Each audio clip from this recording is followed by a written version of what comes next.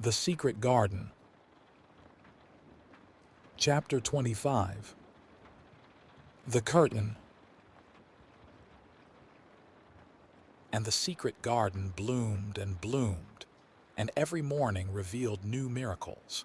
In the robin's nest there were eggs, and the robin's mate sat upon them, keeping them warm with her feathery little breast and careful wings. At first she was very nervous, and the robin himself was indignantly watchful. Even Dickon did not go near the close-grown corner in those days, but waited until, by the quiet working of some mysterious spell, he seemed to have conveyed to the soul of the little pair that in the garden there was nothing which was not quite like themselves, nothing which did not understand the wonderfulness of what was happening to them, the immense, tender, terrible, heartbreaking beauty and solemnity of eggs. If there had been one person in that garden who had not known through all his or her innermost being that if an egg were taken away or hurt, the whole world would whirl round and crash through space and come to an end. If there had been even one who did not feel it and act accordingly, there could have been no happiness even in that golden springtime air. But they all knew it and felt it, and the robin and his mate knew they knew it. At first the robin watched Mary and Colin with sharp anxiety. For some mysterious reason he knew he need not watch Dickon. The first moment he set his dew-bright black eye on Dickon, he knew he was not a stranger, but a sort of robin without beak or feathers. He could speak robin, which is a quite distinct language not to be mistaken for any other. To speak robin to a robin is like speaking French to a Frenchman. Dickon always spoke it to the robin himself, so the queer gibberish he used when he spoke to humans did not matter in the least. The robin thought he spoke this gibberish to them because they were not intelligent enough to understand feathered speech. His movements also were robin. They never startled one by being sudden enough to seem dangerous or threatening. Any robin could understand Dickon, so his presence was not even disturbing. But at the outset, it seemed necessary to be on guard against the other two. In the first place, the boy creature did not come into the garden on his legs. He was pushed in on a thing with wheels, and the skins of wild animals were thrown over him. That in itself was doubtful. Then when he began to stand up and move about, he did it in a queer, unaccustomed way, and the others seemed to have to help him. The robin used to secrete himself in a bush and watch this anxiously, his head tilted first on one side and then on the other. He thought that the slow movements might mean that he was preparing to pounce. As cats do, when cats are preparing to pounce, they creep over the ground very slowly. The robin talked this over with his mate a great deal for a few days, but after that, he decided not to speak of the subject because her terror was so great that he was afraid it might be injurious to the eggs. When the boy began to walk by himself, and even to move more quickly, it was an immense relief. But for a long time, or it seemed a long time to the robin, he was a source of some anxiety. He did not act as the other humans did. He seemed very fond of walking, but he had a way of sitting or lying down for a while, and then getting up in a disconcerting manner to begin again. One day the robin remembered that, when he himself had been made to learn to fly by his parents, he had done much the same sort of thing. He had taken short flights of a few yards and then had been obliged to rest. So it occurred to him that this boy was learning to fly, or rather to walk. He mentioned this to his mate, and when he told her that the eggs would probably conduct themselves in the same way after they were fledged, she was quite comforted, and even became eagerly interested and derived great pleasure from watching the boy over the edge of her nest, though she always thought that the eggs would be much cleverer and learn more quickly. But then she said indulgently that humans were always more clumsy and slow than eggs, and most of them never seemed really to learn to fly at all. You never met them in the air or on treetops. After a while, the boy began to move about as the others did. But all three of the children at times did unusual things. They would stand under the trees and move their arms and legs and heads about in a way which was neither walking nor running nor sitting down. They went through these movements at intervals every day, and the robin was never able to explain to his mate what they were doing or trying to do. He could only say that he was sure that the eggs would never flap about in such a manner. But as the boy who could speak robin so fluently was doing the thing with them, birds could be quite sure that the actions were not of a dangerous nature. Of course, neither the robin nor his mate had ever heard of the champion wrestler, Bob Haworth, and his exercises for making the muscles stand out like lumps. Robins are not like human beings. Their muscles are always exercised from the first, and so they develop themselves in a natural manner. If you have to fly about to find every meal you eat, your muscles do not become atrophied. Atrophied means wasted away through want of use.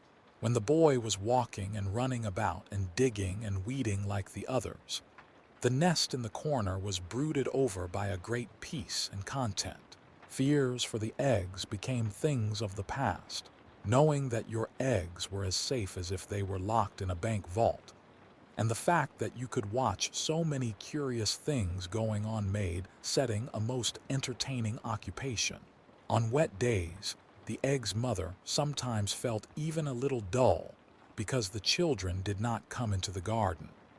But even on wet days, it could not be said that Mary and Colin were dull. One morning when the rain streamed down unceasingly, and Colin was beginning to feel a little restive, as he was obliged to remain on his sofa because it was not safe to get up and walk about, Mary had an inspiration. "Now that I am a real boy," Colin had said, "my legs and arms and all my body are so full of magic that I can't keep them still. They want to be doing things all the time.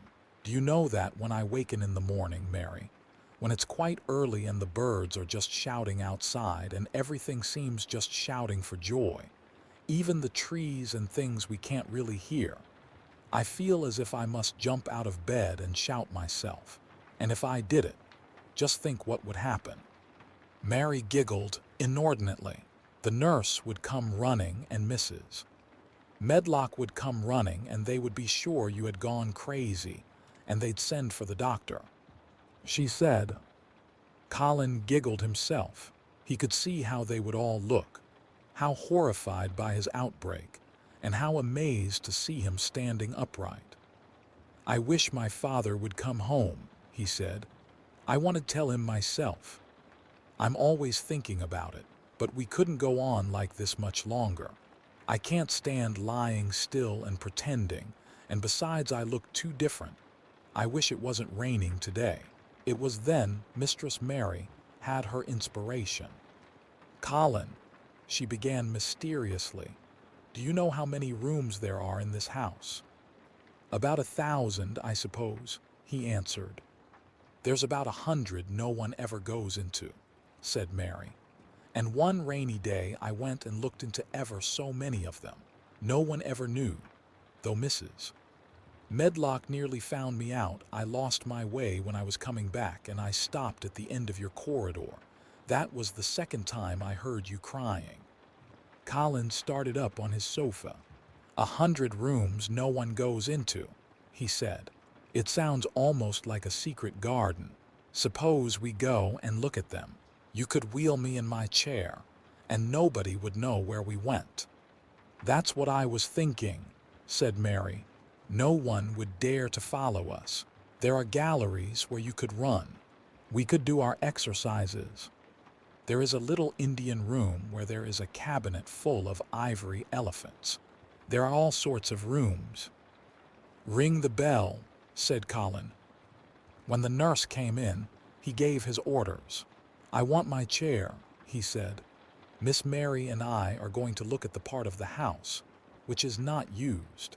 John can push me as far as the picture gallery because there are some stairs. Then he must go away and leave us alone until I send for him again." Rainy days lost their terrors that morning. when the footman had wheeled the chair into the picture gallery and left the two together in obedience to orders. Colin and Mary looked at each other delighted. As soon as Mary had made sure that John was really on his way back to his own quarters below stairs, Colin got out of his chair. "I am going to run from one end of the gallery to the other," he said. "And then I am going to jump, and then we will do Bob Haworth's exercises." And they did all these things and many others. They looked at the portraits and found the plain little girl dressed in green brocade and holding the parrot on her finger. "All these," said Colin, "must be my relations.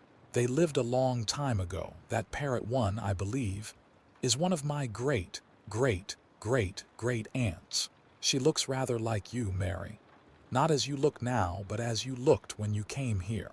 Now you are a great deal fatter and better looking." "So are you," said Mary, and they both laughed. They went to the Indian room and amused themselves with the ivory elephants. They found the rose-colored brocade boudoir, and the hole in the cushion the mouse had left, but the mice had grown up and run away, and the hole was empty. They saw more rooms and made more discoveries than Mary had made on her first pilgrimage. They found new corridors and corners and flights of steps, and new old pictures they liked and weird old things they did not know the use of. It was a curiously entertaining morning, and the feeling of wandering about in the same house with other people, but at the same time feeling as if one were miles away from them, was a fascinating thing. "I'm glad we came," Colin said. "I never knew I lived in such a big, queer old place. I like it. We will ramble about every rainy day. We shall always be finding new queer corners and things." That morning, they had found among other things such good appetites that when they returned to Colin's room, it was not possible to send the luncheon away untouched.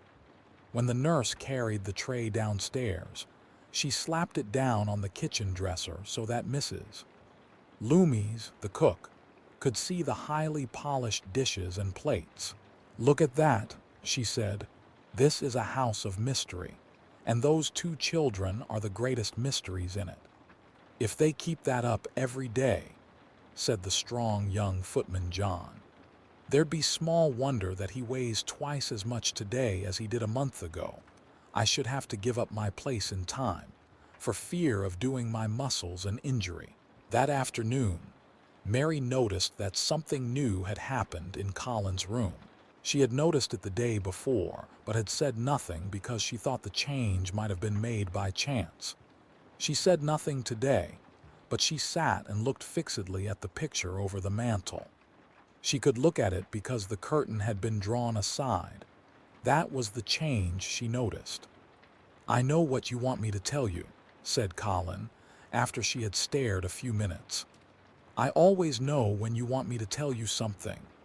You are wondering why the curtain is drawn back. I am going to keep it like that." "Why?" asked Mary. "Because it doesn't make me angry anymore to see her laughing. I wakened when it was bright moonlight 2 nights ago and felt as if the magic was filling the room and making everything so splendid that I couldn't lie still. I got up and looked out of the window. The room was quite light, and there was a patch of moonlight on the curtain, and somehow that made me go and pull the cord. She looked right down at me as if she were laughing because she was glad I was standing there. It made me like to look at her. I want to see her laughing like that all the time. I think she must have been a sort of magic person, perhaps." "You are so like her now," said Mary, "that sometimes I think perhaps you are her ghost made into a boy." That idea seemed to impress Colin. He thought it over and then answered her slowly. "If I were her ghost, my father would be fond of me," he said. "Do you want him to be fond of you?" inquired Mary. "I used to hate it because he was not fond of me. If he grew fond of me, I think I should tell him about the magic. It might make him more cheerful."